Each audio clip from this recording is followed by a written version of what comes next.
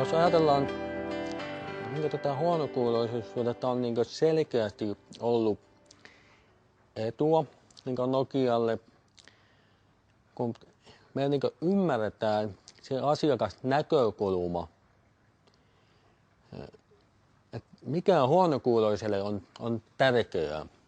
Kun siitä oli hyötyä, että me myös ymmärrän teknisesti, että mitä tapahtuu, miten puhelin toimii. Pystyn kertomaan esimerkiksi meidän suunnittelijoille, että mihin meidän pitää pureutua, mitkä ongelmat meidän pitää ratkaista, jotta me saadaan hyvä lopputuote asiakkaan näkökulmasta. Ja sitten voidaan ajatella, että myös semmoiset ihan, jos käytetään nimitystä vaikka normikansalainen, omasta mielestä semmoista ei ole olemassakaan, mutta se on helpompi heidänkin lähestyä niiden puhelimia ja käyttöä. Ja siksi niin esteettömyys tarkoittaa myös sitä, että se on erittäin helppokäyttöistä, varmatoimista. Eli meidän menestyksen kannalta ei saa olla mitään eroreita, vaikeakäyttöisiä puhelimia, vaan ne pitää olla hyvin selkeitä. Se on se, mitä meidän asiakkaat arvostavat. Täällä suvataan erilaisuus. Oikeastaan se on arvo Nokialla, että on erilaiset ihmiset talossa. Ja sitä kautta meille tulee semmoinen ymmärrys, että meitä kaikkia tarvitaan. Ja se oli aika mielenkiintoinen, että miten pääsi sinne töihin.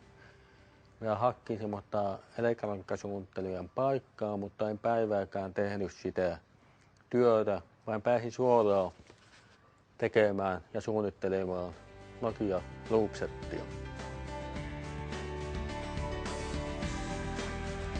Se auttaa huonokuuloisia yhdistämään äänen suoraan häiriöttömästi, että ympäristöhälyt ja ennen kaikkea tämmöiset matkapuhelinhäiriöt jää pois. Kuulolaitteen käyttäjät eivät voineet lainkaan käyttää puhelinta. Ja se on niin merkittävää, että kun tämä Loopsetti, että kun tätä käytetään, niin kuulee paremmin kuin lankapuhelimella. 20 vuotta sitten kuului viimeisin näin hyvin. Ja nyt on voinut palata siihen työelämään.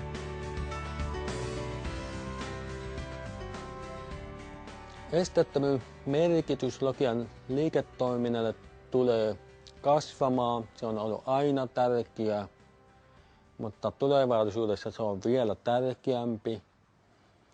Jos ajatellaan sitä, että miten Nokia voisi kasvaa jatkossa, tai miten se saa huomiota, miten se voi luoda semmoisen arvokasta meille kansalaisille, meille heikkokuuloisille, näkövammaisille, puheafasialle tai sitten liikuntaesteisille, niin se myös palvelee meitä kaikkia.